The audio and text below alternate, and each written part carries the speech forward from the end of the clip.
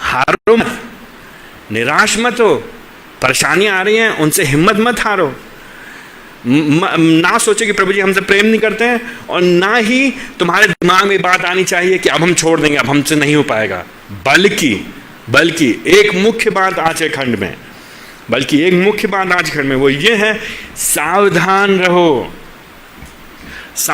रहो और अंत तक बने रहो। बस यही बात कह रहे हैं, नई बात नहीं है ना, कोई नई बात नहीं बता रहे ना हम। सावधान रहो और अंत तक बने रहो। 12 अध्याय 12 पद से लेकर 17 पद तक।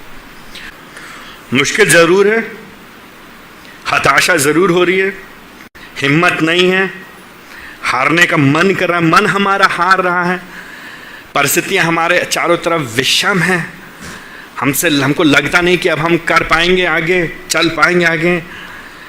लेकिन हिम्मत मत हारो। यही बात, पहली बात 12 पद से लेके 13 पद में इब्रानियों का लेखक यहाँ के विश्वासियों से कह रहा है, बने रहने के लिए मेहनत करो। पहली बात, बने रहने के लिए मेहनत करो। तो अंत तक कैसे बने रहोगे? अपने आप नहीं हो जाएगा, मेहनत करना पड़ेगा, प्रयास करना पड़ेगा। अपने आप प्रभु जी हमको सामर्थ देते हैं, लेकिन हमारी जिम्मेदारी है, प्रभु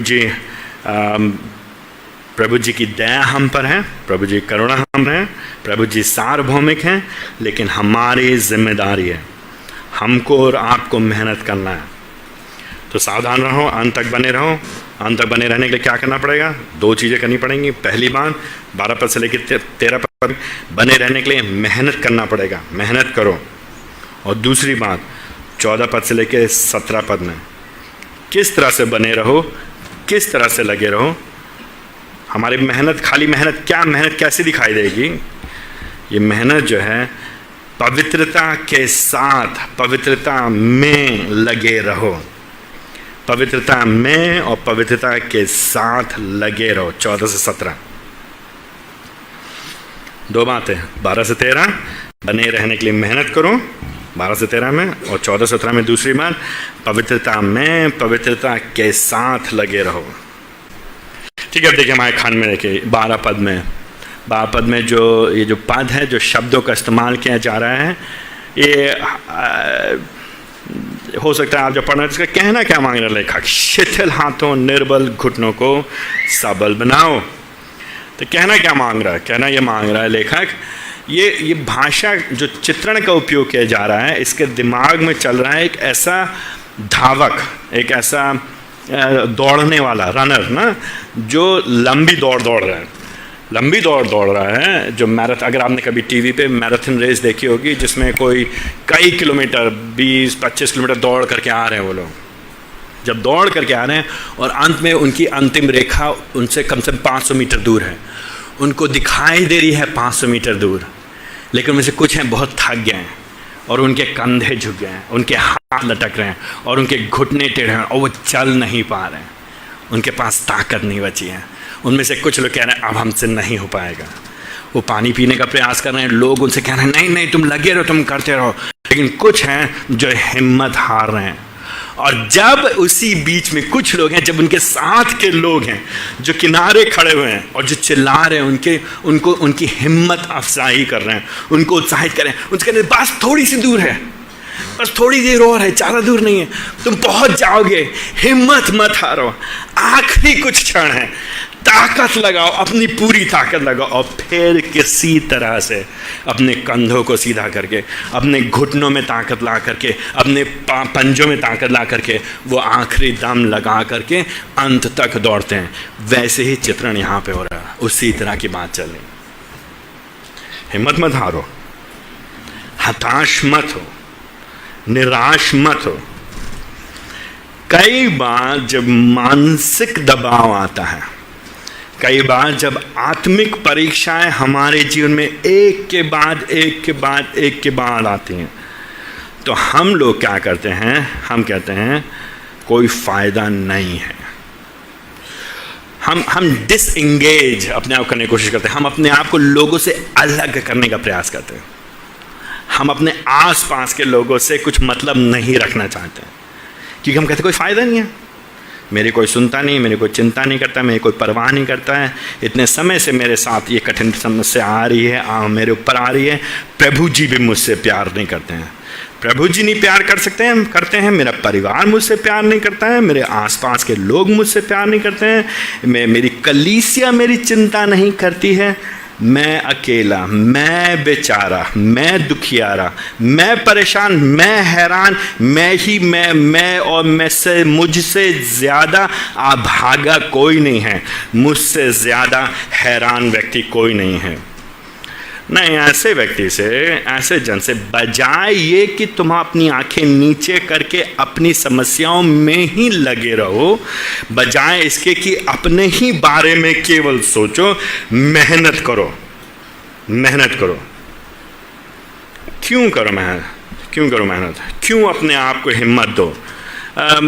इसलिए मेहनत करो क्योंकि याद है कौन तुम हो, तुम हो कौन। पीछे के पदों में जाएंगे तो 7 पद से लेकर 4 पद से लेकर के आगे देखेंगे तो वहाँ पे किसकी बात, तुम हो कौन?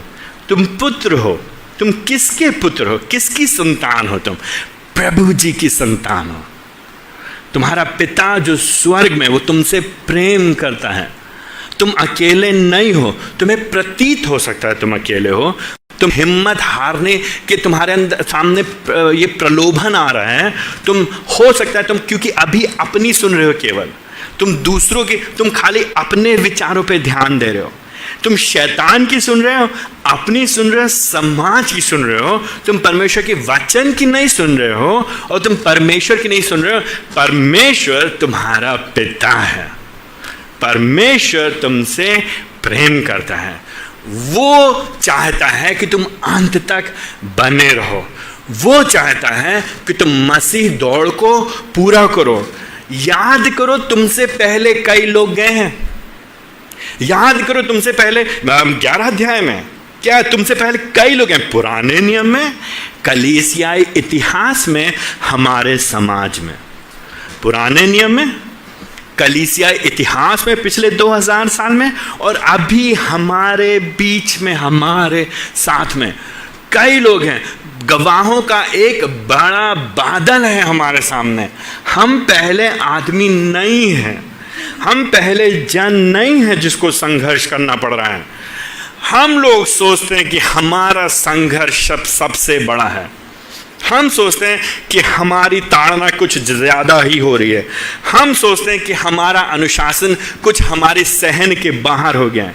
लेकिन प्रभु जी ने अलग अलग लोगों को अलग अलग समय में, अलग अलग परिस्थिति में, उनके लिए, उनकी उन्नति के लिए, उनकी अच्छाई के लिए अलग अलग परिस्थितियां आने दी हैं ताकि वो यीशु के जैसे बन सकें। संसार से प्रेम ना करें, समाज से प्रेम ना करें, रोटी कपड़ा मकान के लिए ना जिएं, केवल मैं और मेरे लिए ना जिएं, लेकिन वो अपने को नकारते हुए संसार, समाज, रोटी कपड़ा मकान, शैतान और शरीर को नकारते हुए यीशु मसीह के जैसा बन के उनके पीछे आने वाले हो सके। इसलिए सबल बनो, इसलिए मेहनत करो, ये जानते हुए कि पहला काम यीशु मसीह ने किया है। हम लोग, हमारे अंदर, हम इब्रानियों का लेखक गैर विश्वासियों से नहीं कह रहा ये बात मेहनत करो, ये बात उनकी बात नहीं, और दुनिया में मेहनत करो तो तुम जो भी कर सकते हो, ये वो संदेश नहीं है। ये वो संदेश नहीं है कि तुम अगर ठान लोगे तो चांद और तारे भी तोड़ के ले आओगे, वो सब बकवास है, ऐसा कुछ नहीं होता है।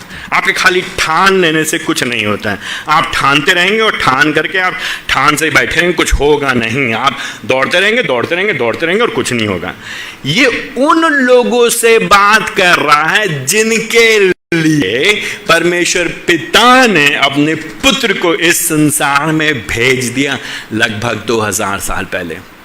उनके बदले में उसने पवित्र जीवन जिया, उनके पापों की कीमत चुकाने के लिए वो क्रूस के ऊपर चढ़ गया।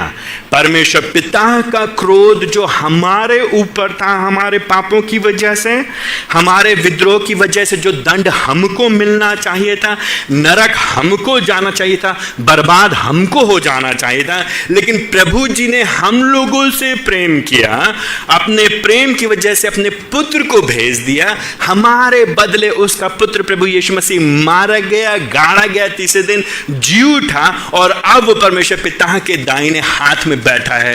और उसने फिर अपने लोगों को अपने पवित्र आत्मा के द्वारा जीवित किया। उनके हृदय के उनके अंदर से पत्थर का हृदय निकाल करके मांस का हृदय दिया, उनको नई आशा दी, उनको ये आशा दी कि वो सिर्फ अब इस दुनिया के लिए नहीं जी रहे हैं, वो लोग अब सिर्फ रोटी कपड़ा मकान के लिए नहीं जी रहे हैं, वो लोग अब सिर्फ करियर के लिए, सिक्योरिटी के लिए, भविष्य के लिए, रिटायरमेंट के लिए, आराम के लिए नहीं जी रहे हैं, लेकिन वो लोग जी रहे हैं तो प्रभु जी से मिलने के लिए, क्योंकि मरने के बाद का जो जीवन है वो अधिक उत्तम जीवन है। वो लोग जी रहे हैं अपने आप को और पवित्र करने के लिए, क्योंकि एक दिन वो लोग मिलने जा रहे हैं पवित्र परमेश्वर से, और उस पवित्र परमेश्वर की पवित्र उपस्थिति में, पवित्र स्वर्ग में हमेशा तक उसके साथ रहेंगे, इसलिए जी रहे हैं। ऐसे लोगों से बात कर रहा है इब्रानियों का लेखक और कह रहा है तुम हिम्मत मत हारो, बल्कि मेहनत करो।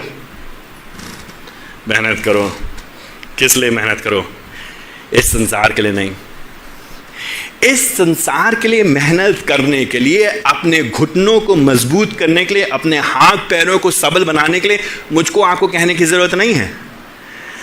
आपको बचपन से ही स्कूल में कहा था कुछ करो, कुछ करो, कुछ करो, कुछ करो, कुछ करो, कुछ करो, कुछ करो। घर वाले करो ना, करो ना, करो ना, करो ना, करो ना, क्या नहीं करोगे, कुछ ना करो, कुछ ना। समाज वाले क्या करो, क्या करो, क्या करो, करो। घर वाले क्या करो, क्या करो, कब नहीं करोगे, अब तो करो, अब तो करो, अब तो करो। जब देखो बचपन से यही इंजेक्शन, एक के बाद एक, सुबह देखो, दिन देखो, रात देखो, शाम देखो, अंधेरा हो, दोपहर हो, धूप हो, कुछ हो, इससे फर्क। दुनिया के लोग संसार के लिए, जीने के लिए इस तरह की दवाई तो हमको रोज खिलाते रहते हैं भैया। ये मुझे आपको बताने की जरूरत नहीं है, ये आप जानते हैं, और आपके अंदर लबलबा करके भरा हुआ है याली भावना कि मुझे अपनी चिंता करनी है, मुझे अपनी देखभाल करनी है, मुझे किसी ना किसी तरह से नौकरी ढूंढना है, नाम कमाना है, पैसा कमाना है, आराम करना है, और अपनी माता पिता की सेवा करनी है। इसकी बात नहीं कर रहे हैं यहाँ पे प्रभु का लेखक। परमेश्वर का वचन हमको इसके लिए नहीं उत्साहित कर रहे हैं। परमेश्वर का वचन हमको उत्साहित करना एक दूसरी चीज के लिए, इसको बोलते काउंटर कल्चर। संस्कार समाज के विपरीत सोचना है, उल्टी सोच है, उल्टा पुल्टा। बाइबल का परमेश्वर उल्टा पुल्टा कर देता है सब कुछ, हमारी सोच को उलट पुलट करके रख देता है, उलट पलट कर रख देता है। आयरनी, विडंबना है, विडंबना है। हम कई बार बोल चुके हैं, आप लोग जानते हैं, मसीह माता पिता लोग बच्चों से कहेंगे ठीक है, ठीक है, ठीक है, ठीक है, प्रभु पीछे चलो, ठीक है, प्रभु पीछे चलो, लेकिन अब इतना भी सीरियसली मत लो, पहले पढ़ाई कर लो, सेटल हो जाओ, फिर उसके बाद देखना क्या कर सकते प्रभु के लिए। सेटल होने के लिए जिंदा बचोगे कि नहीं बचोगे? मालूम है आपको आपके बच्चे जिंदा बचेंगे सेटल होने के लिए? पास्टर्स लोग कई बार बोलेंगे हाँ हाँ वो ठीक है, ठीक है, ठीक है, अब इतना सीरियसली मत, कुछ नहीं कर पाओगे तो बन जाना पास्टर। वैसे प्रभु की सेवा के लिए नहीं, बहुत काम है। देखो समाज में हमको अच्छी नौकरी, हमें अच्छे मसीह चाहिए, अच्छे इंजीनियर चाहिए, अच्छे डॉक्टर चाहिए, अच्छे सीए चाहिए, अच्छे पीएचडी चाहिए, अच्छे पास्टर्स क्यों नहीं चाहिए? अच्छे प्रभु की सेवा क्यों नहीं चाहिए? इन सारी बातों को ध्यान में रखते हुए कई बार हमारी जो सोच है, जब हम क्या करते हैं, इनके चक्कर में फंस जाते हैं, बार बार घूम फिर के यहीं की चीज़ों में, यहीं की चीज़ों में। इब्रानियों के लेखक वहाँ के विश्वासियों कह रहे हैं नहीं भाई, तुम यहाँ की चीज़ों में फंस के मत रह जाओ, हार मत मानो, विश्वास से समझौता मत करो, प्रभु का इनकार मत करो। तुम्हारे पास सताव जरूर है, तुम्हारे सामने हो सकता, तुम कई बार सोचो पता नहीं हमने जो यहूदी धर्म को छोड़ करके यीशु मसीह के पीछे आ रहे हैं, क्या सच में यीशु मसीह इस लायक है कि हम ये तिरस्कार सहें, हम ये समाज की तिरस्कार को सहें और ये सारी सफलता को हम तिरस्कारते हो यीशु मसीह के पीछे चलना, क्या ये सही है? और इब्रानियों के लेखक कह रहा नहीं, सही है, सही है, तुम मेहनत करो और लगे रहो, ये अच्छी बात है। 12 पद में, जब तुम ना सिर्फ ये करो लेकिन अपने लिए, अपने जीवन में अपने मार्ग को ठीक करो। 13 पद में, और यहाँ पे जब ये उद्धरण करता है तो नीति वचन 4 अध्याय 26-27 पद को और यशाया 35 अध्याय के भाषा को उद्धृत करता है। तो पैरों के लिए सीधा मार्ग करना, कहने का दूसरा मतलब सही रास्ते पे चलना, दूसरा मतलब सही को सही, गलत को गलत बताना। इसका मतलब यह हुआ प्रभु के लिए जीना, इसका मतलब यह हुआ धार्मिकता के निर्णय लेना, इसका मतलब यह हुआ संसार की चिंता ना करते हुए, ना दाएं देखना ना बाएं देखना, उस सक्रिय मार्ग पे चलते चले जाना। ये सक्रिय मार्ग त्याग का मार्ग है, ये सक्रिय मार्ग बलिदान का मार्ग है, ये सक्रिय मार्ग महंगा पड़ेगा, कीमत चुकानी पड़ेगी, लेकिन अपना क्रूस उठा करके यीशु मसीह के पीछे चलते चलो। पाप को छोड़ते हुए, सारी बाधाओं को छोड़ते हुए, अपनी लालसाओं को नकारते हुए, जो गलत लालसाएं हैं प्रभु जी के लिए जियो। क्यों ऐसा करो? 12-13 पद के अंत में क्यों? ताकि तुम्हारा स्वयं का आत्मिक जीवन और मजबूत होता चला जाए, ताकि वह जो चीज़ें तुम्हारे जीवन में बदलनी हैं उनमें बदलाव आ सके, ताकि तुम और भी अधिक ठीक होते चले जाओ। लेकिन यहाँ पे बात केवल व्यक्तिगत जीवन की ही नहीं कर रहा है, लेकिन बात कर रहा है कलीसियाई तौर से। तुम्हारा सही जीवन, तुम्हारा सही चलन, तुम्हारे सही निर्णय, तुम्हारा परमेश्वर के लिए जीना, तुम्हारा विरोधों, समस्याओं, कठिनाई, परेशानी, परीक्षाओं, सब हर एक दिक्कतों के मध्य में भी प्रभु के लिए जीना, अन्य लोगों के लिए जो तुम्हारे कलीसिया में हैं उनके लिए उत्साह का कारण बनेगी, उनके लिए सही निर्णय लेने में सहायता कारण बनेगी। क्यों? क्योंकि तुम भी एक मायने में उनके लिए गवाह के बादल बन करके ठहरोगे। इसलिए लगे रहो, मेहनत करो, बने रहने के लिए अपने आप नहीं हो जाएगा। प्रभु जी सहायता करेंगे, क्योंकि प्रभु जी ने पहला काम किया है, क्योंकि प्रभु जी ने तुमको चुना है, क्योंकि प्रभु जी ने अपने पुत्र को भेजा है तुम्हारे लिए, क्योंकि प्रभु जी का पुत्र प्रभु यीशु मसीह तुम्हारे लिए मारा गया, गाड़ा गया, तीसरे दिन जी उठा। इसलिए तुम मेहनत करो। ये जो काम है ये सुसमाचार चलित कार्य है, ये कार्यों के आधार पर मुक्ति नहीं है, लेकिन मुक्ति हो गई है, इसलिए कार्य करो। फर्क समझ रहे हैं कि नहीं समझ रहे हैं? यहां पे पहले घोड़ा है, फिर गाड़ी है, गाड़ी को आगे नहीं किया जा रहा, फिर घोड़ा नहीं किया जा रहा, घोड़ा हवा में लटकेगा, चलेगी नहीं गाड़ी कहीं। ये यहां पे कहा जा रहा है विश्वासियों से मेहनत करने के लिए अपने प्रतिदिन के आत्मिक जीवन में। क्यों? क्योंकि तुम्हारा उद्धार हो गया है। मसीह जीवन आलस का जीवन नहीं है, मसीह जीवन आलस का जीवन नहीं है। बहुत साल पहले आपको मालूम है, जब आज़ादी का समय हुआ था तो जवाहरलाल नेहरू ने आज़ादी के लिए कहा था आराम हराम है। उनका क्या कहने मतलब? उन्होंने कहा था कि नहीं, हम लोग जब तक आज़ादी नहीं पाएंगे तब तक आराम नहीं करेंगे, हम लोग मेहनत करेंगे, लगे रहेंगे। लगे रहो, अंग्रेजों भारत छोड़ो। और वही बात मसीह जीवन में लागू होती है। जब तक हम स्वर्ग नहीं पहुंच जाएंगे, जब तक प्रभु जी को हम नहीं देख लेंगे, तब तक हम आराम नहीं करेंगे। भैया लगे रहेंगे, मेहनत करेंगे। एक दिन की मसीहत से काम नहीं चलेगा, ना ही 40 साल की मसीहत से।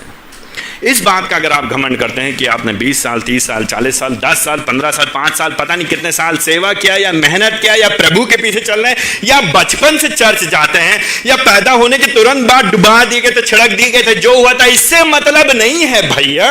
बात इससे मतलब है कि अभी आप लगे हुए हैं कि नहीं लगे हुए हैं। अभी आप किस तरह के निर्णय कर रहे हैं? क्या अभी आप यीशु मसीह के पीछे भाग रहे हैं कि नहीं भाग रहे हैं? और क्यों भाग रहे हैं यीशु मसीह के पीछे? ताकि हम पहुंच जाएं वहां, कहां? जहां वो है। क्यों? ताकि हम रहें उसके साथ हमेशा तक। समझ रहे मेरी बात को? नहीं समझ रहे? तो प्रभु जी हमसे आपसे कह रहा है, हिम्मत मत हारो, हताश मत हो, मेहनत करो, अंत तक लगे रहो। क्यों? क्योंकि ये सुसमाचार चलित मेहनत कार्य हमारे आत्मिक उन्नति के लिए जरूरी है। ना सिर्फ ये बात, लेकिन दूसरी बात, जब हम मेहनत की बात कर रहे हैं, जब हम लगे रहने की बात कर रहे हैं, खाली काम नहीं है लगे रहो सुबह शाम तक। ये खाली एक टिक मार्क नहीं है ना, हम लोग के पास लिस्ट होती, सूची होती है। आज मैंने सिगरेट नहीं पिया, पान पराग नहीं खाया, पिक्चर नहीं देखा, टीवी नहीं देखा, डांस नहीं किया, गुल्ली डंडा नहीं खेला, हमने फैशन ज़्यादा नहीं किया, कम किया, हमने बाइबल पढ़ा 5 मिनट नहीं 7 मिनट बाइबल पे, हमने प्रार्थना भी किया, दशमांश भी दिया, मैंने संडे को सारे संडे चर्च गए थे, बाइबल अध्ययन भी गए थे, तो मैं ठीक हूँ। ये उसकी बात नहीं कर रहा है। खाली कार्यों की सूची को चुन लेना, कहना कि मैंने कर लिया और मैं फिर अपने आप को ठीक समझूं और मैं फिर अपने आप को अच्छा समझूं, और फिर जो दूसरे लोग मेरे जैसे नहीं करते वो सब नीचे हैं, वो सब खराब, ये भी खराब, वो भी खराब, वो भी खराब, वो भी खराब, वो भी खराब, वो भी खराब, वो नहीं ठीक है, वो नहीं ठीक है। क्यों? क्योंकि वो लोग मेरे मापदंड के अनुसार नहीं है। जो लोग मेरे मापदंड के अनुसार नहीं है वो लोग ठीक नहीं है। ये उस मसीहत की बात नहीं कर रहा है, ये ऊपरी दिखावटी मसीहत की बात नहीं कर रहा है, खाली बाहर की चीज़ें नहीं। हाँ, हमको अपने जीवन में बाहर की चीज़ों में भी बदलाव करना है, लेकिन जो दबाव, जो मुख्य प्रवाह जब जब बाइबल बात करती है तो बात करी भीतरी, अंदरूनी, आंतरिक, आत्मिक, जो दिखाई नहीं देता है, उस बदलाव की, हमारी सोच की, हमारी विचार की, आपके सोचने के तरीके, मेरे सोचने के तरीके। इसीलिए हमसे कहा जा रहा है इन पदों में 14 पद से लेकर 17 पद में, बने तो रहो भैया, लगे तो रहो, लेकिन पवित्रता में, पवित्रता के साथ, पवित्रता में, पवित्रता के साथ। और ध्यान दीजिए, ध्यान, मजे की बात, जब जब बाइबल पवित्रता की बात करती है तब तब बाइबल खाली अकेले आदमी की बात नहीं करती है।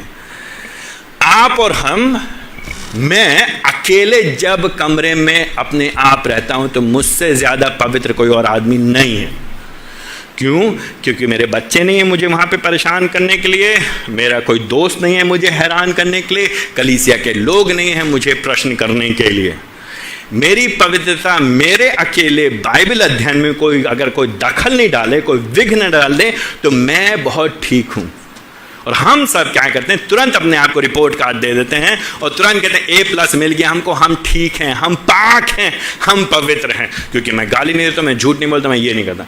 लेकिन बात हो रही है समाज के संदर्भ में, प्राथमिक तौर से कलीसियाई विश्वासी समाज के संदर्भ में, और जहां हम रहते हैं। तो इसलिए हमसे क्या कहा जा रहा है, पवित्रता में, पवित्रता के साथ कैसे दिखाई देती है वो, व्यक्तिगत तौर से नहीं, खाली अकेले में दौड़ना नहीं है। हम पहाड़ के ऊपर नहीं चले जाएंगे हिमालय के ऊपर तपस्या करने के लिए अकेले बर्फ में, ताकि कोई ना हो हमारे आसपास, बुरा ना देखो, बुरा ना बोलो, बुरा ना सोचो। तो जब हम देखेंगे नहीं, बोलेंगे नहीं, सोचेंगे नहीं, तो कोई दिक्कत नहीं होगी। यहां पे बात क्या हो रही? नहीं, सब मनुष्यों के साथ, एक दूसरों के साथ, एक दूसरे के साथ संबंध ठीक करो, प्रेम करो, मेल करो, और उस पवित्रता की खोजी हो। लोगों के साथ प्रेम व्यवहारिक तौर से प्रगटीकरण है हमारी पवित्रता की खोजी होने का। यहाँ पे जो दोनों बात, प्रेम की बात हो रही, पवित्रता की बात हो रही, ये बात जाहिर है, ये बात स्पष्ट है, ये बात अपने में साबित है कि ये दोनों हम अपने आप नहीं लेके आ सकते हैं। ना प्रेम हम लेके आ सकते हैं, ना पवित्रता लेके आ सकते हैं। ये दोनों, ये मेल का काम और पवित्रता काम, ये दोनों परमेश्वर की ओर से दिया गया। पहले प्रभु जी ने हमको प्रेम दिया है, उसने हमसे प्रेम किया, हमारे अंदर प्रेम उंडेला है, हमसे मेल कराया है अपना। क्योंकि हमारा प्रभु जी से प्रेम हो गया है, हमारा प्रभु जी से मेल हो गया है, हमारे और प्रभु जी के बीच में शांति स्थापित हो गई है। अब प्रभु जी का क्रोध हमारे ऊपर नहीं है, अब प्रभु जी हमको दंडित नहीं करेंगे हमारे पापों के लिए। इसलिए अब हम एक दूसरे के साथ भी शांति से रहेंगे, एक दूसरे के साथ भी मेल मिलाप करेंगे, हम प्रयास करेंगे, हम मेहनत करेंगे, हमसे जितना हो सकता है हम आगे बढ़ करके संबंधों को ठीक करने का प्रयास करेंगे। पवित्रता हम स्वयं लेकर के नहीं आ सकते हैं, पवित्रता ये परमेश्वर का दान है, प्रभु जी हमको देते हैं। उन्होंने हमको यीशु मसीह की वजह से धर्मी ठहरा दिया है, हम पवित्र मानो हो गए हैं। हमारी स्थिति परमेश्वर की दृष्टि में पवित्र है, लेकिन हमको प्रतिदिन पवित्र होते चले जाना है, हमको पवित्रता में बढ़ते चले जाना है, हमको यीशु मसीह के जैसे बनना है। हमें हाथ पे हाथ बांध के नहीं रखना है, हमको प्रतिदिन के निर्णयों में कैसे हम एक दूसरे से व्यवहार करते हैं और कैसे हम एक दूसरे से बातचीत करते हैं, हम कैसे एक दूसरे की चिंता करते हैं या नहीं करते हैं, उसमें दिखाई देता है हमारी पवित्रता कैसी है।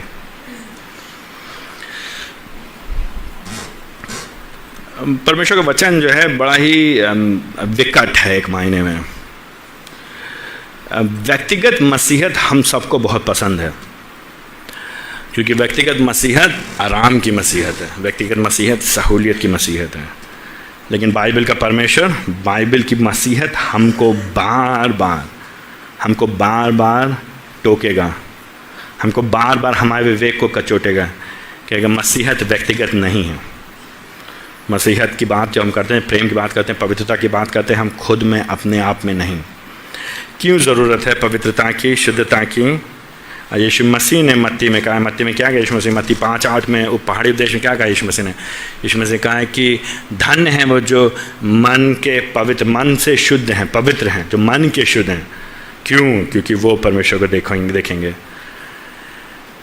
वही बात यहाँ के इब्रानियों के लेखक भी कहता है, बिना पवित्रता के परमेश्वर कोई नहीं देखने पाएगा। क्यों नहीं देखने पाएंगे परमेश्वर को बिना पवित्रता के? क्योंकि सीधी बात, परमेश्वर पवित्र है, वो शुद्ध है, 100% शुद्ध है, उसमें कोई दोष नहीं, उसमें कोई मेल नहीं, उसमें कोई मिलावट नहीं, वो सही को सही, गलत को गलत कहता है। हम और आप अगर उसके सामने खड़े होना चाहते हैं, और अगर हम और आप ऐसे जीवन को जिएंगे जिसमें हम प्रतिदिन बार बार अपने पाप को सही ठहरा कर कहेंगे, सभी तो करते हैं, थोड़ा सा तो किया था, इसमें कौन सी बुरी बात हो गई, इसमें कौन सा बड़ा पाप कर दिया, अरे माफ़ी तो मांग ली, अब क्या चाहते हैं हमसे?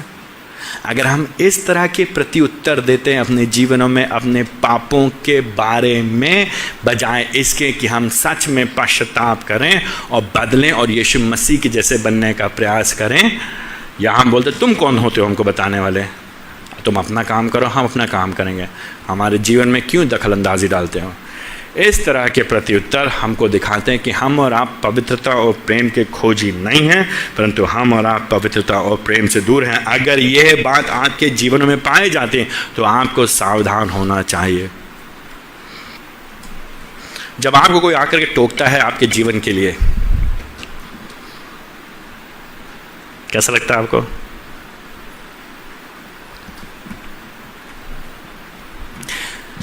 कोई बोल सकता है आपको? कलीसिया में है कोई जो आपको आके बोल सकता है आपके बारे में कुछ? हिम्मत कैसे हुई उसकी, जरूरत कैसे हुई उसकी, वो समझता क्या है अपने आप को? किस खेत की मूली? जानता नहीं मैं कौन हूं, तुम जानती नहीं मैं कौन हूं, तुम कौन? अपना मुंह देखो, तुम अपने आप को संभालो ना, मेरे पीछे क्यों पड़े हो? दूसरों से बात करो ना, मेरे से क्यों बात कर रहे हो? अगर आप इस बात पे घमंड करते हैं कि मेरे पास कोई आता नहीं, मुझसे कोई नहीं बोलता है, और फिर आप क्या करते हैं, बड़ा घमंड करते हैं, मुझसे कोई नहीं बोल, मुझसे किसी बोलने की हिम्मत नहीं। क्यों? वो बोलेगा तो मैं फटे से जवाब दूंगा। अगर आप मुंह फट हैं और आपसे कोई बोल नहीं सकता है, और आप सोचते हैं कि ये आपके लिए बैच ऑफ ऑनर है, ये आपके लिए ये बैच ऑफ ऑनर है, ये आपके लिए घमंड की बात है, आप गलत रास्ते पे जा रहे हैं भैया, खतरनाक रास्ते पे। आप बर्फ की पतली सतह पे खड़े हैं, वो जो नदी में पानी जिसमें जम जाता है ऊपरी सतह पे, और कभी भी टूट के अंदर जा सकते हैं। कई बार हम लोग क्या करते हैं, मसीह लोग क्या करते हैं, जानबूझ के अपने आप को दूसरे मसीहों से दूर रखते हैं, जानबूझ के, जानबूझ के। तो हम संगति नहीं रखेंगे लोगों से, मिलेंगे नहीं किसी से। क्यों मिले हम किसी से? ना रहेगा बांस, ना बजेगी बांसुरी, किसी से मतलब ही नहीं है, किसी को पता ही नहीं चलेगा कौन है हम। तो हम संडे को चर्च आएंगे 5 मिनट के बाद ही आएंगे ताकि किसी को पता ना चले, और जब खत्म होगा तो सट से निकल लेंगे बाहर। पिक्चर हॉल देखा है? पिक्चर हॉल हम बता चुके हैं आपको, पिक्चर हॉल के जो दे चुके उदाहरण। पिक्चर हॉल में घुसे, अभी तो वो चल रहा होगा ना, अभी वो चल रहा होगा, क्या चल रहा होगा अभी, इश्तिहार चल रहे होंगे, ऐड चल रहे होंगे। अभी आप गए वहाँ पे, आपने देखा, सबके साथ हंसे, हा, सबके साथ रोए, रुमाल निकाल के बहु खूब रोए, है ना, और फिर खुशी भी हुए, किसी ने कहा ये, तारीफ भी किया, और अंत में तालियां भी बजाई, और जैसे ही खत्म हुआ बैग उठाए भग ली खट्टे से। आप में से कितने लोग जाते हैं वहाँ पे? हाँ सब ठीक है भैया, सब ठीक है, और कैसा रहा आपका हफ्ता? कितने लोग से मिलते हैं? ऐसे ही हम लोग करते हैं। पिक्चर हॉल के सामान या वॉलमार्ट के सामान, दुकान के सामान। दुकान में गए, हमको क्या चाहिए? जो चाहिए वो उठाया, जल्दी से भरा, पैसा दिया और फिर निकाल लिए तुरंत। किसी से मतलब नहीं है, जितनी जल्दी हो सके निकल लो यहाँ से। हफ्ते भर में कौन क्या कर रहा है किसी से कुछ लेना देना नहीं है। हम समझ रहे हैं जब 200-300 लोग होते हैं तो हर आदमी से मिलना जुलना मुश्किल होता है, हम समझते हैं इस बात को व्यवहारिक तौर से। लेकिन क्या आप कलीसिया में 2 या 3 या 4 या 5 जन को जानते हैं जो आपके जीवन में निवेश कर सकते हैं, आपसे इन बातों को कह सकते हैं, भाई अपने आप को शिथिल मत होने दो, भाई तुम अपने घुटनों में ताकत लेकर के आओ, बहन आप अपना मार्ग सही करिए, बहन आप सारी बाधाओं को दूर। कोई है आपके जीवन में, कलीसिया के भीतर कोई है आपके जीवन में इस तरह की बातें करने वाला? अगर नहीं है तो बड़ी ही खतरनाक बात है। यहाँ पे हमको उत्साहित किया जा रहा है, नहीं भाई पवित्रता के खोजी बनो। और इसी से जब बात करते हुए ना सिर्फ एक दूसरे प्रेम करो, एक दूसरे से शांति का व्यवहार करो, एक दूसरे की सहायता के लिए जीवन में निवेश करने की बात करते हैं। 3 यहाँ पे चेतावनियाँ दी हैं, 3 चेतावनी। जब पवित्रीकरण की बात हो रही है, जब पवित्रता में बढ़ने की बात हो रही है, 3 चीज़ों की बात हो रही है 15 पद से आगे। सावधान रहो, 3 चीज़ों को ध्यान दो। 15 पद के पहले खंड में ध्यान दो, सावधान रहो, कहीं ऐसा ना हो जो पवित्रीकरण बात है कि पवित्र बनो, तो पवित्र बनते समय पवित्रता का पीछे करते हुए तुमको इन 3 चीज़ों को ध्यान देना। अगर इन 3 चीज़ों को ध्यान नहीं दोगे तो तुम पवित्र नहीं बन सकते हो। पवित्र बनने का मतलब इन 3 चीज़ों को ध्यान देना है। पहली बात 15 पद के पहले खंड में, सावधान रहो कि परमेश्वर के अनुग्रह से वंचित ना रह जाओ। क्या मतलब हुआ वंचित ना रह जाओ? दौड़ तो दौड़ना शुरू किया, लेकिन अगर अंत तक नहीं बने रहोगे तो दौड़ से, परमेश्वर के अनुग्रह से वंचित रह जाओगे। याद करो इजराइलियों को, उन लोग को वायदा किया था प्रभु जी ने, और उनको कनान देश की ओर, प्रतिज्ञा की ओर वो लोग जा भी रहे थे, लेकिन सब के सब प्रवेश नहीं करने पाए। सब के सब सब्त के दिन में आराम करने नहीं पाए। वो लोग परमेश्वर के अनुग्रह को नहीं पाने पाए। क्यों? क्योंकि वे लोग सच्चे पश्चाताप के साथ प्रभु के पीछे नहीं चल रहे थे। क्यों? क्योंकि वे लोग हार मान गए। क्यों? क्योंकि उनको संसार ज़्यादा प्रिय लगा। क्यों? क्योंकि उन लोगों ने समझौता किया अपने आत्मिक जीवन में। तो सावधान रहो। 15 पद में ये खतरनाक, ये खतरा है, ये सावधान, जागते रहो, ध्यान देते रहो, हार मत मानो। किस चीज़ का ध्यान देते रहो? कहीं ये ना हो कि तुम्हारे जीवन में ये जो तुम्हारी दौड़ है वो अधूरी रह जाए। प्रभु के अनुग्रह से तुम वंचित रह जाओ। प्रभु का अनुग्रह जो हमको मिला है और जो हमको संपूर्णता से मिलेगा अगर हम बने रहेंगे, अगर हम सच में उसके हैं और सच में बने रहेंगे। केवल बपतिस्मा ले लेना, केवल चर्च आना काफ़ी नहीं है। हम बार बार आप लोग से कहते हैं, धोखा मत खाइए। जितने लोग अपने आप को मसीह सोचते हैं, अभी आप बाहर जाइए, आज संडे दिन बहुत से लोग होंगे, हम उनकी बात नहीं कर रहे हैं जो लोग साल में खाली 3 बार चर्च जाते हैं, हम उनकी बात नहीं कर रहे हैं। हम बात कर रहे हैं जो प्रति संडे चर्च जाते हैं, हम उनकी बात कर रहे हैं।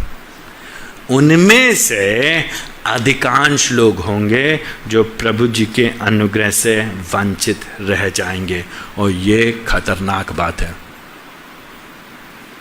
तो हम बात नहीं कर रहे उनकी जो लोग नाम के मसीह हैं, जो ठीक है, जिनका जीवन स्पष्ट दिखाई देता है, लेकिन हम उनकी भी बात करें। हमारे और आपके जैसे लोग जो सोचते तो हैं कि हम ठीक हैं, क्योंकि हम सोचते हैं हम ठीक हैं, और अपने मसीह जीवन को गंभीरता से नहीं ले रहे हैं।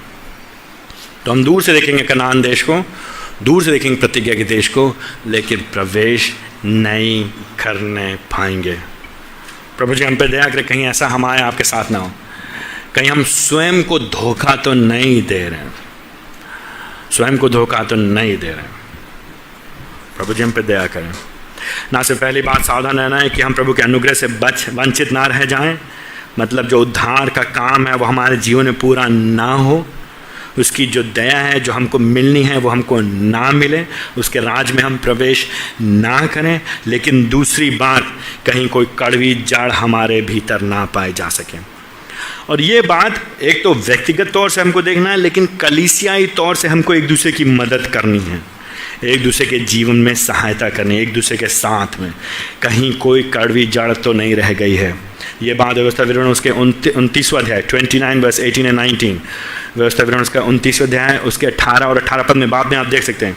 वहाँ पे पढ़ेंगे तो वहाँ पे इसी भाषा का उपयोग किया गया है। इब्रानियों के लेखक बार बार पुराने नियम के अलग अलग भाषाओं का उपयोग करता है, और वो ये कहने का मतलब इसका ये हो गया, ये कड़वी जड़ क्या है? ये कड़वी जड़ एक मायने से वो झूठी शिक्षा जो हमको प्रभु जी से दूर ले जाए।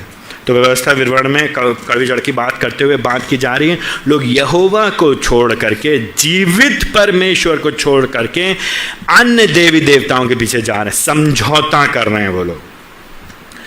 आज सुबह हम लोग प्रभु भोज में शामिल हो रहे थे, बार बार स्मरण दिला रहे थे, एक ही बात के लिए उत्साहित कर रहे थे। वो ये कहते कि आप सच में विश्वास करते हैं यीशु मसीह के ऊपर? ऐसा तो नहीं कि यहाँ पे आप कुछ कहते हैं और बाहर जाते हैं कुछ और करते हैं। गंगा गए तो गंगा दास, जमुना गए तो जमुना दास, संडे के तो आए यीशु मसीह तेरे जैसा कोई नहीं है, मंगलवार को बड़ा मंगल बड़े मज़े से मनाया, या जहाँ भी हम गए कुछ और, अलग अलग परिस्थिति के अनुसार कैसा हुआ। कहीं कोई कड़वी जड़, तो यहाँ पे कड़वी जड़ अक्सर लोग सोचते हैं यहाँ पे बात हो रही है व्यक्तिगत कड़वाहट की, वो हो सकता है, लेकिन मुख्य बात जो यहाँ पे हो रही है, झूठी शिक्षा, गलत शिक्षा, परमेश्वर के सत्य वचन से लोगों को अलग ले जाना, गलत सुसमाचार जो फैल जाता है फिर लोगों के बीच में, और फिर क्या होता है, उससे लोग कष्ट उठाते हैं और लोग अशुद्ध हो जाते हैं। क्यों अशुद्ध हो जाते हैं? क्योंकि जब सुसमाचार स्पष्ट नहीं होगा, जब सुसमाचार स्पष्ट नहीं होगा तो लोग अपने जीवन में सही निर्णय नहीं लेने पाएंगे। मतलब क्या मेरा कहने का मतलब, ज्यादातर मसीह लोग से बात करिए तो वो सब कहेंगे हाँ यीशु मसीह आया, मारा गया, गाड़ा गया, तीसरे दिन जी उठा, वो कहने पाएंगे बात। लेकिन फिर आप उनको प्रेस करिए, आप उन पर दबाव डालिए, मतलब क्या हुआ इसका, मतलब क्या हुआ इसका, क्यों मरा यीशु मसीह, जरूर क्यों यीशु मसीह मर गए क्रूस के ऊपर, फिर उसका तुमसे क्या वास्ता है, तुमसे क्या वास्ता है। फिर आप देखिए 10,000 तरीके के उत्तर मिलेंगे लोगों को आपके। यीशु मसीह मरा क्योंकि वो हमसे बहुत प्यार करता था। यीशु मसीह हमारे लिए मरा क्योंकि वो चाहता है कि हम एक सफल जीवन जिए। यीशु मसीह हमारे लिए मरा ताकि उसने दुख उठाया ताकि हमारे ऊपर कोई दुख ना आए। यीशु मसीह मरा ताकि हम सब तरह की संपन्नता को प्राप्त कर सकें। या यीशु मसीह मरा ताकि हम बिल्कुल कोई भी हम शुद्ध हो गए हैं, हम पवित्र हैं, हम ठीक हैं, बाकी सब खराब हैं। यीशु मसीह मरा ताकि हम खाली ऊपरी चीज़ों जो दिखाने वाली चीज़ हैं उन्हीं को नकारें, लेकिन भीतरी हृदय को ना देखें। नहीं, यीशु मसीह मरा, गाड़ा गया, तीसरे दिन जी उठा। यह जो घटना लगभग 2000 साल पहले हुई है, इस पे विश्वास करने से मुझे क्या फ़ायदा मिलता है? मुझे ये फ़ायदा मिलता है कि मेरे पाप क्षमा होते हैं। कितने पाप क्षमा होते हैं? भूतकाल के, वर्तमान काल के, भविष्य काल के। कौन कौन से पाप? सारे पाप। कोई पाप बचा नहीं भैया, कुछ नहीं बचा। छोटे पाप, बड़े पाप, गलती से किया, भूल करके किया, जानबूझ के किया, जैसे किया, वो सारे पाप यीशु मसीह के लहू से धुलते हैं। यीशु मसीह पे विश्वास करने के द्वारा हमें मुक्ति मिल गई है, हो गया, क्षमा मिल गई है, खत्म। मेरे कामों की वजह से नहीं, मेरी मेहनत की वजह से नहीं, मेरे बाप दादों की वजह से नहीं, मेरे रिश्तेदार की वजह से नहीं, मेरे देश की वजह से नहीं, मेरे समाज की वजह से नहीं, किसी की वजह से नहीं, केवल यीशु मसीह की वजह से, सिर्फ उसके लहू के द्वारा, केवल यीशु मसीह के लहू में सामर्थ है आपके पाप और मेरे पापों को धोने में। कोई नहीं धो सकता है मेरे पापों को, कोई भी काम मुझे नहीं छुड़ा सकता है पापों से, कोई भी मुझको स्वर्ग नहीं ले जा सकता है, सिर्फ और सिर्फ यीशु मसीह। मेरी धार्मिकता नहीं, मेरे धर्म के काम मैले चिथड़े कपड़ों के समान हैं। चाहे हम किसी पृष्ठभूमि से आए हों, चाहे हम पहले यीशु मसीह को नहीं जानते थे, चाहे हम चर्च में प्रतिदिन आते हैं, हमारे काम मैले चिथड़े कपड़ों के समान हैं। प्रभु जी पे भरोसा करते हुए हम उसके कदमों में, उसके चरणों में, उसकी उपस्थिति में आते हैं। ये है सुसमाचार। फिर क्या होता है जब हम विश्वास करते हैं इसके ऊपर, और हमारा जीवन बदल जाता है। भैया क्या मतलब बदल जाता है? मतलब यह है कि हम अब मेहनत करते हैं पाप से लड़ने में। किस तरह के पाप? दिखने में जो पाप स्पष्ट और जो अंदर है पाप। कब तक मेहनत करते हैं? मरने दम तक, मरते दम तक। फिर हम ये नहीं कहते अरे मेरी आदत हो गई अब तो हम नहीं बदलेंगे। झूठ है वो, झूठ है वो। आदत नहीं हो गई है, आपको बदलना पड़ेगा। अगर सच में आप प्रभु के हैं तो, अगर आप प्रभु से प्रेम करते हैं तो हमको और आपको लड़ना पड़ेगा, मानना पड़ेगा, पश्चाताप करना पड़ेगा, बदलना पड़ेगा, छोड़ना पड़ेगा। समाज क्या करता है इससे मतलब नहीं है। अगर यीशु मसीह हमारे लिए मारा गया, गाड़ा गया, तीसरे दिन जी उठा तो मतलब क्या हुआ है? अब हम अपने लिए नहीं जिएंगे, वो हमारे लिए मरा। क्यों मरा? मर के जी उठा। क्यों जी उठा? ताकि अब वो जो जीवित हैं आगे से अपने लिए ना जिए, लेकिन उसके लिए जिए जो उनके लिए मरा और फिर जी उठा। तो किसके लिए जिएंगे? देखिए भैया, मसीहत आपको विकल्प नहीं देती है, ऑप्शन ज़्यादा नहीं देती। 4 ऑप्शन नहीं है, चूज ये चुन लो, ये चुन लो, जो चाहो वो ले जाओ। नहीं, एक ही ऑप्शन है, अपना क्रूस उठाओ, अपना इनकार करो, प्रभु जी के पीछे चल दो खटाक से। फिर नहीं क्या कहते हैं दुनिया, क्या कहते हैं लोग। यहां पे समस्या क्या है? जब झूठी शिक्षा, गलत शिक्षा, सुसमाचार को गलत समझना, सुसमाचार का गलत लागूकरण होता है तो वो कड़वी जड़ होती है। वो क्या करती है? कष्ट का कारण बनती। किस मायने में कष्ट का कारण बनती है? प्रभु जी से हमको दूर ले आती है। हम फिर अशुद्धता में फंसने लगते हैं। किस मायने में अशुद्धता? हो सकता है जब लोग अशुद्धता शब्द सुनते हैं तो हो सकता है लोग सोचते हैं अरे मैं तो दारू नहीं पीता, मैं तो सिगरेट नहीं पीता, मैं इधर नहीं भागता, मैं अपनी पत्नी के प्रति वफादार हूँ, मैं अपनी पत्नी को मारता भी नहीं हूँ। केवल ये चीज़ें अच्छी, ये बढ़िया शुरुआत है, फर्स्ट स्टेप, बढ़िया पहले कदम है। अगर आपने प्रभु के पीछे चलने लगे हैं, दारू पीना छोड़ दिए, खैनी खाना छोड़ दिए, बढ़िया, बहुत बढ़िया, ये पहला कदम है। ये आगे और बढ़िए। और क्या मतलब हुआ पवित्रता में बढ़ने का मतलब? और अशुद्धता कहीं ये तो नहीं है कि हम खुद स्वधार्मिकता में तो नहीं फंसते चले आ रहे। और स्वधार्मिकता सबसे खतरनाक अशुद्धता है। स्वधार्मिकता, स्वयं को सही ठहराना, स्वयं को ठीक ठहराना। और हमारी कलीसियाओं में विशेष तौर से हम लोग, मैं और आप, मैं सबसे पहले, मैं उसमें, मैं सबसे पहले, आप, मैं अपनी बात करूं। मैं जब अपने आप को देखता हूं तो मैं कहता हूं मैं ठीक। हर्षित सिंह, क्या बात है भाई, क्या बात है हर्षित, तुमसे बढ़िया कोई है नहीं। मैं बैठ के अपनी पीठ थपथपाता हूं, शाबाश हर्षित, शाबाश, तुम बहुत अच्छे आदमी हो। ये खतरनाक बात है।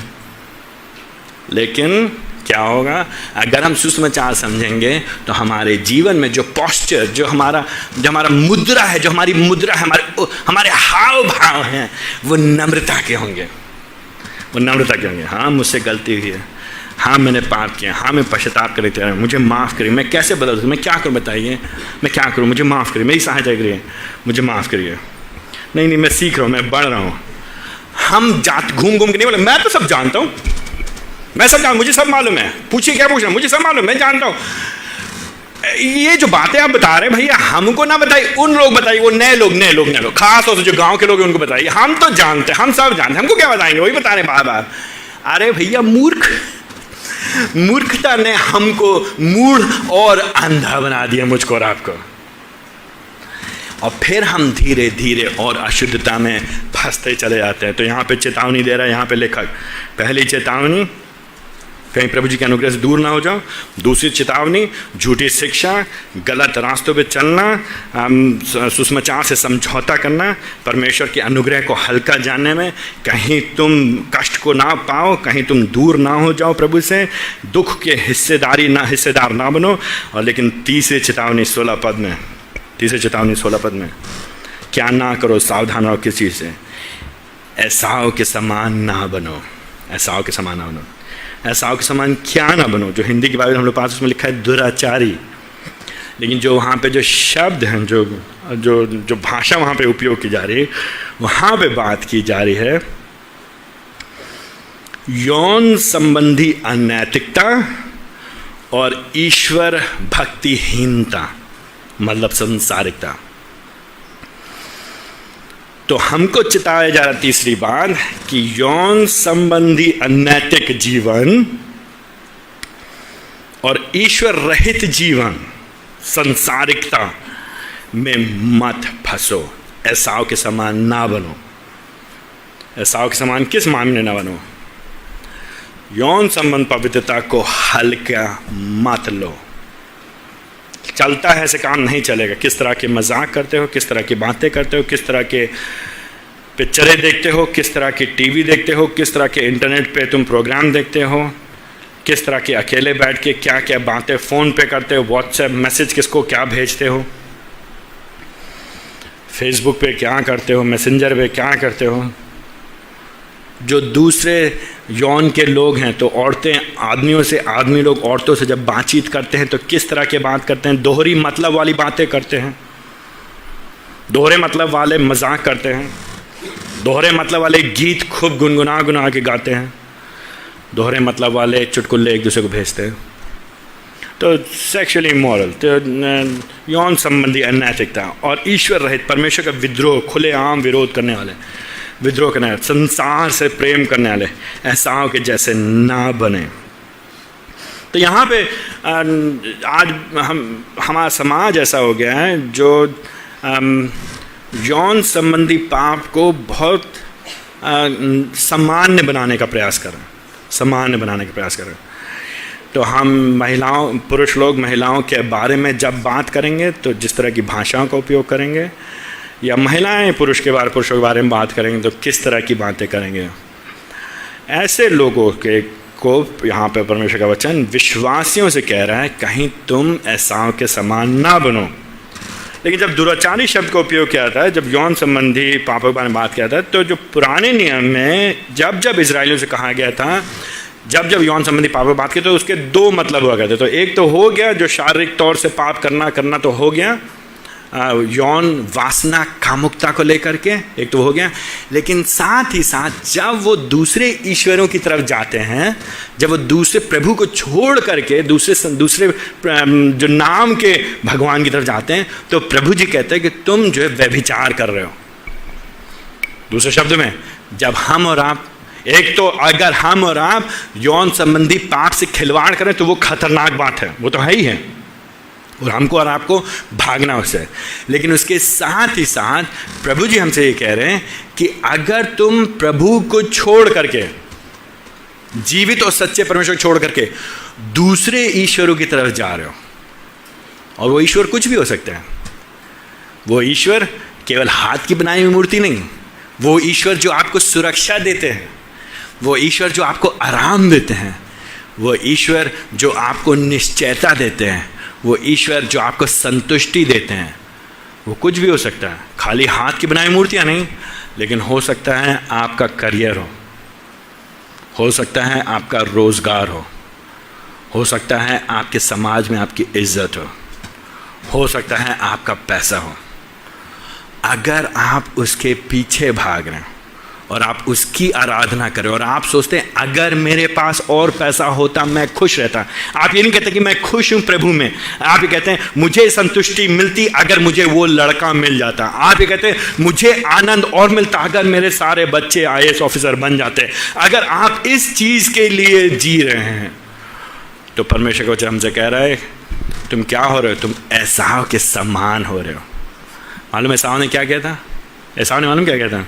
16 पद में बताया जाए क्या कहता, एसाव जो है इब्राहिम का बेटा इसहाक, इसहाक का बेटे 2 बेटे हुए एसाव और याकूब, दोनों जुड़वा बेटे हुए। एसाव पहले पैदा हुआ, उसके पीछे पीछे याकूब। पुराने नियम में परमेश्वर ने इब्राहिम से प्रतिज्ञा की थी कि मैं तुमको एक बड़ा नाम दूंगा, एक बड़ा देश दूंगा।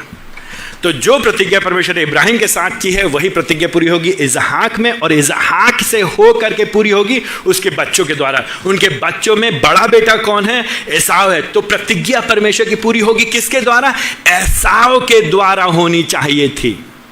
तो एसाव को क्या करना चाहिए था? प्रभु पे भरोसा करना चाहिए था, और उसको बचपन से सिखाया होगा, उसको बचपन से इसहाक ने सिखाया होगा, बेटा एक दिन तुम जब बड़े होगे तो प्रभु जी तुमको उपयोग करेंगे, क्योंकि तुम पहलौठे हो, क्योंकि तुम बड़े हो, तुम्हारे द्वारा परमेश्वर एक बड़ा काम करने वाले। हमको मालूम नहीं क्या करेंगे वो, लेकिन एक दिन तुम्हारे द्वारा करेंगे। लेकिन किया क्या एसाव ने? एसाव ने क्या किया? परमेश्वर की प्रतिज्ञाओं को क्या किया? ठुकरा दिया। उसने कहा अरे प्रभु जी दिखाई तो देते नहीं है। अरे हमारे परदादा से कहा था इब्राहिम कहाँ है? इब्राहिम मर गए इब्राहिम। अरे फिर बोलता अपने पिता से इसहाक, पिताजी तुम भी देखो बुढ़े हो रहे हो, कुछ नहीं बोला, क्या फायदा? वो क्या सोचा? अरे प्रभु जी की प्रतिज्ञाएं झूठी हैं, प्रभु जी कहते हैं देते नहीं हैं, और जो प्रभु जी देंगे पता नहीं कब मिलेगा, मरने के बाद मिलेगा, तो क्या फायदा? मौज करना है, मस्ती करना है, चाहिए तो कब चाहिए? अभी चाहिए। पैसा चाहिए कब चाहिए? अभी चाहिए। इज्जत चाहिए कब चाहिए? अभी चाहिए। मान चाहिए कब चाहिए? अभी चाहिए। मरने के बाद मिला तो क्या मिला? मरने के बाद किसने देखा है? हम नहीं इंतजार करेंगे उस दिन का, हमको चाहिए अभी।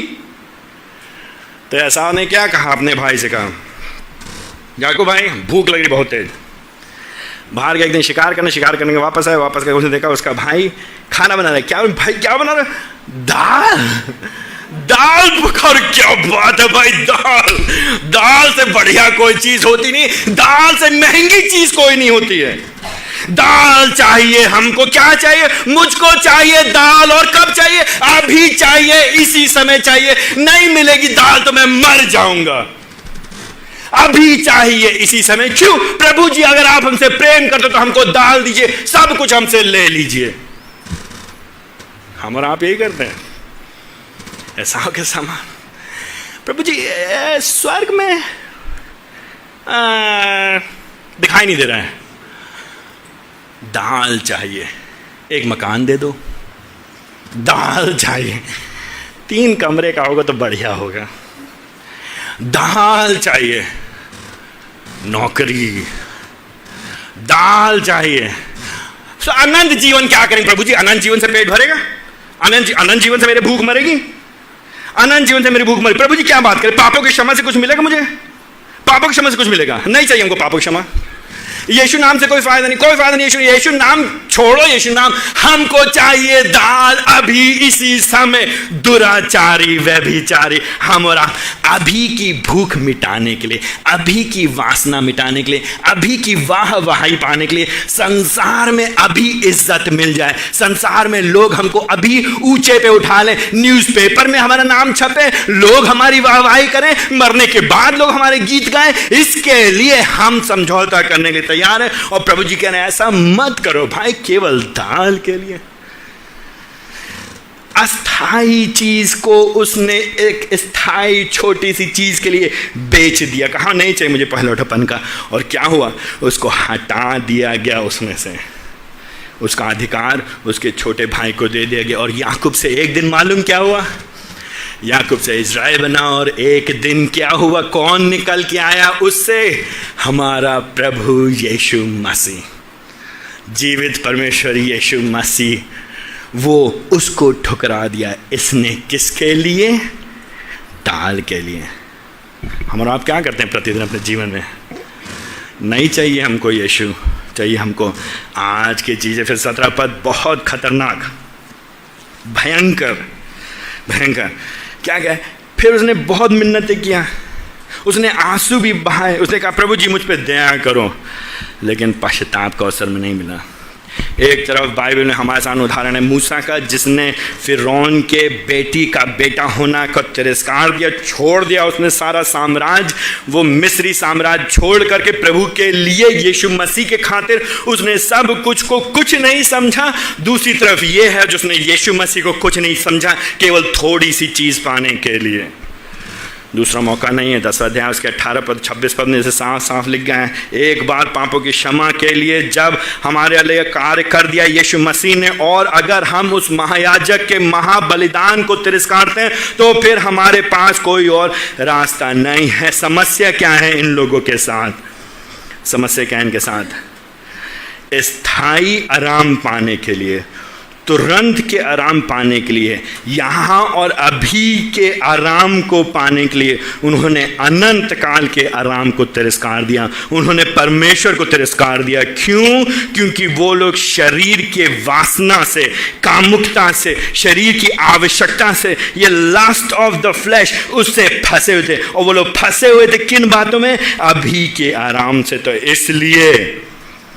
इसलिए क्या करेंगे हम और आप? अगर आप अपने आप को मसीही कहलाते हैं तो हम आप क्या करेंगे? सावधान रहेंगे। और क्या करेंगे?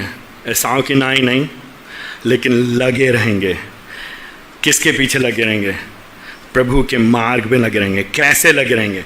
पवित्रता में लगे रहेंगे, पवित्रता के साथ लगे रहेंगे। और क्या करेंगे? मेहनत करेंगे। कब तक करेंगे? अंत के दिन तक, जब तक या तो हम मर ना जाएं या तो यीशु मसीह आ ना जाएं। ये एक दिन की दौड़ नहीं है, ये जीवन के अंत तक दौड़ है। हिम्मत मत हारिए, सावधान रहिए, अंत तक बने रहिए। तो प्रश्न ये उठता मेरे आपसे भाई बहनों, क्या आप इन बातों को अपने ध्यान में रखते हुए सावधानी बरत रहे हैं कि नहीं बरत रहे हैं?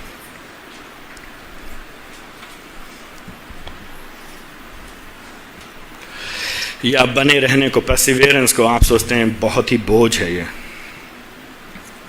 मसीह जीवन को आप बोझ समझते हैं? क्या मसीह जीवन को आप एक आदर और सम्मान की बात समझते हैं और सौभाग्य समझते हैं?